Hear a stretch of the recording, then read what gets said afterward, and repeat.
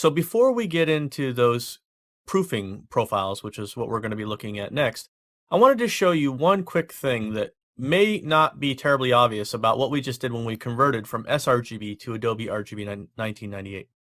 Remember I said that we're dealing with a larger color space, which means that we have a lot more colors to work with in Adobe RGB 1998 versus sRGB? Well, now that we actually have converted the documents to Adobe RGB 1998, if we go back now and we take these swatches and we go ahead and scrub out new versions of those swatches, you'll see that some of these colors are not exactly identical to what they were before. And the reason why is because Adobe RGB encompasses more of our CMYK color space, and it allows for more pure cyan, more pure magenta, more pure yellow, and a richer, deeper, darker black. So this is one of the advantages of working in a Adobe RGB 1998 versus an sRGB when your intention is to go into CMYK, because you're going to be able to work with richer, deeper colors, and your final printouts are going to have a lot more color and a lot more vibrancy to them than if you started in sRGB. Now, likewise, and this is also kind of interesting, if we go ahead and we put out the pure reds, and we go ahead and scrub in a pure red, and we pull out a pure green, and we scrub in a pure green, and we scrub out a pure blue, what you'll see is that these colors are not really significantly different. Now, the reason why that is because, again, this is an RGB space. And the only place where the sRGB versus the RGB 1998, the Adobe RGB 1998, is different is really in the greens. And you might see a slight difference in the green, but what will really happen is the green is just going to be a lot more saturated here. But generally speaking, your blue and your red extremes are going to be more or less the same between the two color profiles. But again, like I say, that just allows for us to have a little bit more room and flexibility for creating paintings that will ultimately be printed in a 4-color process output. Now, let's go ahead now and come up to Canvas, and we'll go to our color proofing settings. Now, a lot of this will look a little bit like what we've already seen. We're choosing to simulate a particular device. And in this particular instance, the device that we're going to be simulating is the sheet-fed coded version 2. Now, you could simulate any number of devices if you wanted to, but that's the device that I want to simulate here. And then again, we want the rendering intent to be relative colorimetric, and we're going to turn on color proofing mode and hit OK.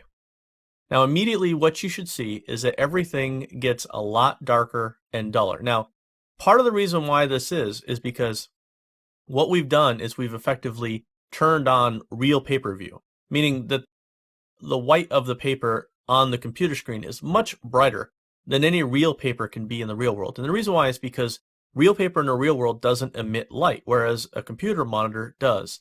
So one of the first things that you have to take into consideration when you think about the differences between a printout and a computer monitor is the brightness of the actual white. And everything has to be adjusted to that brightness. The other thing that you'll notice is that our CMYK really comes through very cleanly in this preview, because this is ultimately where we're trying to go to, and those colors are coming through. Whereas our extremes of our RGB are really, really dull. And again, the reason why is because these extremes, the red, green, and blue extremes, are not really very effectively covered by the cyan, the magenta, and the yellow color extremes. Those really don't mix a very strong pure red or a very strong pure green or a very strong pure blue. What this ultimately means for you when you're designing for a 4-color process output is that you want to make sure that you avoid extreme reds, extreme greens, and extreme blues, because they will ultimately, as you can see here, print much darker and much duller. Whereas you're pretty safe with any kind of extreme cyans, any kind of extreme magentas, and any kind of extreme yellows, and of course with black. Now, again, this is the reason why it's a good idea if you're working for a 4-color process output to work with this Pantone process coded color chips, is because any of these colors in here are going to print out the way that when you paint them down, they're more or less going to print out that same way when you go to print. Now, this is the value of this color proofing mode, is because you can see this before you send out a project to your publisher or to your printer, and then you get back something that looks like mud, looks like garbage, like this stuff here. Because when we're looking at it on our computer screen, and if I go ahead and turn off color proofing mode, you'll see, oh, those are nice, bright, saturated, beautiful colors. I don't understand why they printed out so nasty looking. Again, keep your eye on what's going on down here with these colors. So we'll go to Canvas and turn on color proofing mode. And you can see, I mean, there's not that big of a difference down here. I mean, there's a shift, but it's not that bad, considering that you have to also account for the shift of the paper.